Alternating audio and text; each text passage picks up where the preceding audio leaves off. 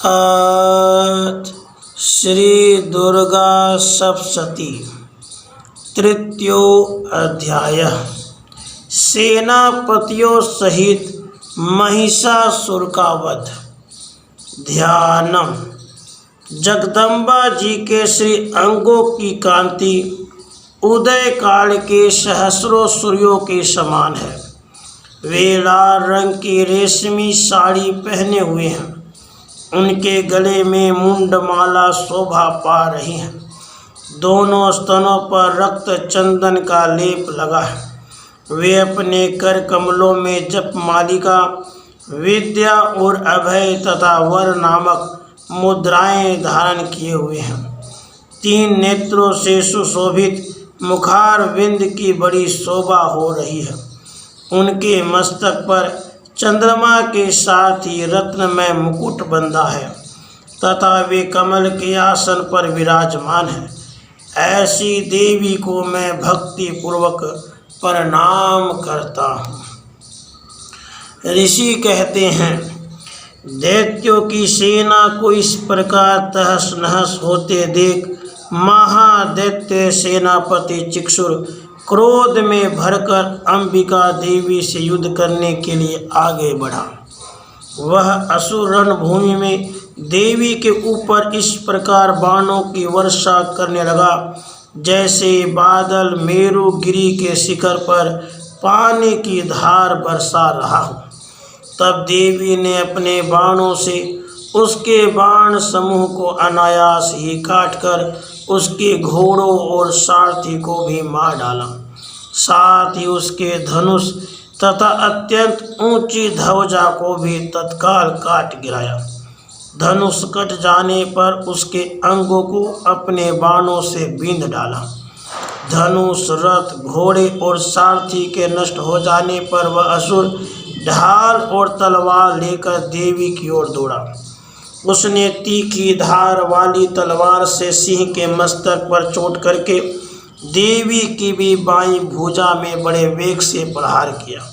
राजन, देवी की बाह पर पहुँचते ही वह तलवार टूट गई। फिर तो क्रोध से लाल आंखें करके उस राक्षस ने शूल हाथ में लिया और उसे उस महादैत्य ने भगवती भद्रकाली के ऊपर चलाया। वह शूल आकाश से गिरते हुए सूर्य मंडल की भांति अपने तेज से प्रज्वलित हो उठा। उस शूल को अपनी ओर आते देख देवी ने भी शूल का प्रहार किया। उससे राक्षस के शूल के सैकड़ों टुकड़े हो गए। साथ ही महादैत्य चिक्षुर की भी धज्जियां उड़ गई। वह प्राणों से हाथ धो बैठा।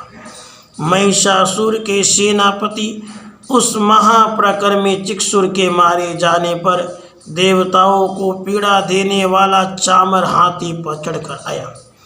उसने भी देवी के ऊपर शक्ति का प्रहार किया, किंतु जगदम्बा जी ने उसे अपने हुंकार से ही आहत एवं निष्प्रभ करके तत्काल पृथ्वी पर गिरा दिया।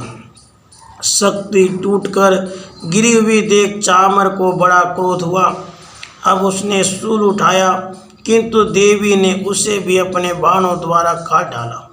इतने में ही देवी का सिंह उछलकर हाथी के मस्तक पर चढ़ बैठा और उस दैत्य के साथ खूब जोर लगाकर बाहुयुद्ध करने लगा। वे दोनों लड़ते लड़ते हाथी से पृथ्वी पर आ गए और अत्यंत क्रोध में भरकर एक दूसरे पर बड़े भयंकर प्रहार करते हुए लड़ने लगे। उसके बाद सिंह बड़े वेग से आकाश की ओर उछला और उधर से गिरते समय उसने पंजों की मार से चामर का सिर धड़ से अलग कर दिया। इसी प्रकार उदग्र भी शीला और वृक्ष आदि की मार खाकर रणभूमि में देवी के हाथ से मारा गया तथा कराल भी दांतों, मुख और थप्पड़ों की चोट से धराशायी हो गया। क्रोध में भरी हुई देवी ने गदा की चोट से उद्धत का एक चूमा निकाल डाला। भिंदीपाल से वास्कल को तथा बाणों से ताम्र और अंधक को मौत के घाट उतार दिया। 3 नेत्रों वाली परमेश्वरी ने त्रिशूल से उग्रास्य, उग्रवीर्य तथा महाहनु नामक दैत्यों को मार डाला। तलवार की चोट से विडाल के मस्तक को धड़ से काट गिराया। दुर्धर और दुर्मुख इन दोनों को भी अपने बाणों से यमलोक भेज दिया। इस प्रकार अपनी सेना का संहार होता देख महिषासुर ने भैंसे का रूप धारण करके देवी के गणों को त्रास देना आरंभ किया। किन्हीं को थुथुन से मारकर, किन्हीं के ऊपर खूरों का प्रहार करके, किन्हीं को पूंछ से चोट पहुंचाकर, कुछ को सींगों से विदीर्ण करके, कुछ गणों को वेग से, किन्हीं को सिंहनाद से, कुछ को चक्कर देकर और कितनों को निश्वास वायु के झोंके से धराशायी कर दिया। इस प्रकार गणों की सेना को गिराकर वासुर महादेवी के सिंह को मारने के लिए झपटा। इससे जगदम्बा जी को बड़ा क्रोध आया। उधर महापराक्रमी महिषासुर भी क्रोध में भरकर धरती को खुरों से खोदने लगा तथा अपने सींगों से ऊंचे ऊंचे पर्वत को उठाकर फेंकने और गरजने लगा।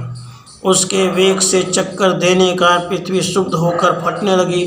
उसकी पूंछ से टकराकर समुद्र सब ओर से धरती को डुबोने लगा। हिलते हुए सींगों की आघात से विदीर्ण होकर बादलों के टुकड़े टुकड़े हो गए। उसके श्वास की प्रचंड वायु के वेग से उड़े हुए सैकड़ों पर्वत आकाश से गिरने लगे। इस प्रकार क्रोध में भरे हुए उस महादैत्य को अपनी ओर आता देख चंडिका जी ने उसका वध करने के लिए महान क्रोध किया। उन्होंने पास फेंककर उस महान असुर को बांध लिया। उस महासंग्राम में बंध जाने पर उसने भैंसे का रूप त्याग दिया और तत्काल सिंह के रूप में वह प्रकट हो गया। उस अवस्था में जगदम्बा जी ज्यों ही उसका मस्तक काटने के लिए उद्यत हुई, त्यों ही वह खड्गधारी पुरुष के रूप में दिखाई देने लगा। तब देवी ने तुरंत ही बाणों की वर्षा करके ढाल और तलवार के साथ उस पुरुष को भी बीन डाला। इतने में वह महान गजराज के रूप में परिणत हो गया तथा अपनी सूंड से देवी के विशाल सिंह को खींचने और गरजने लगा। खींचते समय देवी ने तलवार से उसकी सूंड काट डाली। तब उस महादैत्य ने पुनः भैंसे का शरीर धारण कर लिया और पहले की ही भांति चराचर प्राणियों सहित तीनों लोकों को व्याकुल करने लगा। तब क्रोध में भरी हुई जगन माता चंडिका बारंबार उत्तम मधु का पान करने और लाल आंखें करके हंसने लगी। उधर वह बल और पराक्रम के मद से उन्मत्त हुआ राक्षस गरजने लगा और अपने सींगों से चंडी के ऊपर पर्वतों को फेंकने लगा। उस समय देवी अपने बाणों के समूहों से उसके फेंके हुए पर्वतों को चूर्ण करती हुई बोली। बोलते समय उनका मुख मधु के मद से लाल हो रहा था और वाणी लड़खड़ा रही थी। देवी ने कहा, ओ मूढ़, मैं जब तक मधु पीती हूँ तब तक तो क्षण भर के लिए खूब गरज ले। मेरे हाथ से यहीं तेरी मृत्यु हो जाने पर अब शीघ्र ही देवता भी गर्जना करेंगे। ऋषि कहते हैं, यूँ कहकर देवी उछली और उस महादैत्य के ऊपर चढ़ गई। फिर अपने पैरों से उसे दबाकर उन्होंने शूल से उसके कंठ में आघात किया। उनके पैर से दबा होने पर भी महिषासुर अपने मुख से दूसरे रूप से बाहर होने लगा। अभी आधे शरीर से ही वह बाहर निकलने पाया था कि देवी ने अपने प्रभाव से उसे रोक दिया। आधा निकला होने पर भी वह महादैत्य देवी से युद्ध करने लगा। तब देवी ने बहुत बड़ी तलवार से उसका मस्तक काट गिराया। फिर तो हाहाकार करती हुई दैत्यों की सारी सेना भाग गई और संपूर्ण देवता अत्यंत प्रसन्न हो गए। देवताओं ने दिव्य महर्षियों के साथ दुर्गा देवी का स्तवन किया। गंधर्वराज गाने लगे और अप्सराएं नृत्य करने लगी। इस प्रकार श्री मार्कंडेय पुराण में श्रावणिक मनवंतर की कथा के अंतर्गत देवी महात्म्य में महिषासुर वध नामक तीसरा अध्याय पूरा हुआ। राधे कृष्ण, राधे कृष्ण।